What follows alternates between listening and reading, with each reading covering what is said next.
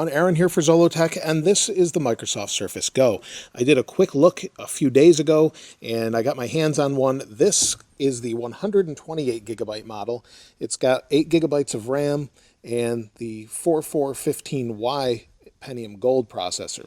So let's take a look at that in just a moment. I also picked up the pen. These are about $100. This is $550. This is $35, and then depending on which keyboard you get, it's either $99 or $129. This is the signature type cover with Alcantara. We'll take a look at that in a moment. Let's open up the Surface Go and take a look at it.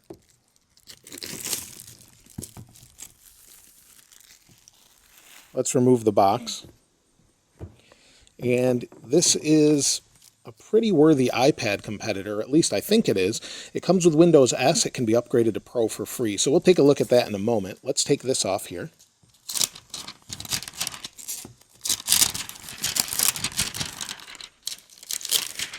So here's the tablet itself. You can see it has a camera here. On the back, you have another camera, your microphone, and then on the top, you've got your power, volume, and then on this side, you have your Surface connector. You also have a USB-C that can be used for charging or connectivity, 3.5 millimeter headphone jack. Then on the bottom, we have some new pogo pin adapters, so this will not fit the older keyboards. And then underneath here, we have this Surface stand, and you can push it down. It will not break, although it's a little scary to do that. And then you have your micro SD card slot, so you've got room for expansion. So other than the 128 gigabytes built in, you can put a micro SD card in there that holds a lot. So then let's take a look at what comes in here. We've got some documentation, and here we have the power adapter, so let's take a look at that.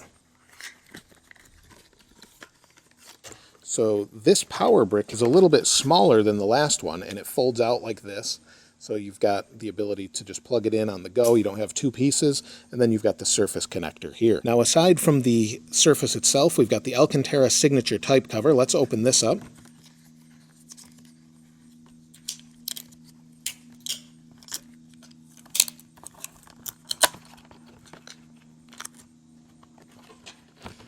And you've just got a little pamphlet here with a piece of paper and then the type cover itself. So this has Alcantara on it, and that's used in high-end sports cars.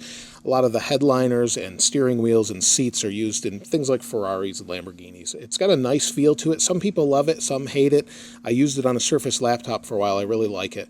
So this is really nice, and then if you want to attach it, of course, you just clip it into place. So you just clip it in like that, and then put the stand out, and you're good to go. Now, aside from the Surface Go and the keyboard, I picked up the mouse because a lot of people were asking me to review it. So it's $35. Let's open it up. It's got a really low profile. You've got the mouse here. If we pop this open here, let's take a look. It's magnetic, and it comes with the 2 batteries inside. But it's pretty nice, but it's really small and portable. So if you don't like low-profile mice, you might not like this one. It's got a nice wheel and 2 clickable buttons, in the middle is clickable. But I'll use that for about a week before I do a full review on it. Aside from that, we also have the pen. I just pulled the sticker off here. But this is the new pen that's also tilt sensitive. So this should be interesting to check out as well. But I'll use it for a while. Let's set it up, take a first look, and go from there. So I'll push the button on top and power it up. There we go. So it's taking a moment to load up. And one thing is I want to try out and see how things like Fortnite work on this. I'll do that in the review. But you can see it says continue in selected language. We'll hit yes. So you can set up this with your voice, or you can continue using the keyboard. It's up to you. It's actually pretty intuitive if you've ever set this up with your voice. So we'll pick United States. Is that right? Yes. Yes. And this folds up as well, so if you want to fold this up like that, you can do that. Your keyboard is set to US. Want to stick with that? Yes.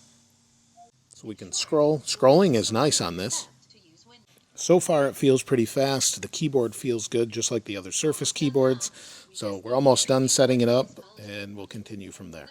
so it's a little bit difficult to see in the sunlight. It does have a good amount of reflectivity on it, so I'll be checking this out over a week, but let me know if you have any specific questions that haven't been answered elsewhere that you'd like to know.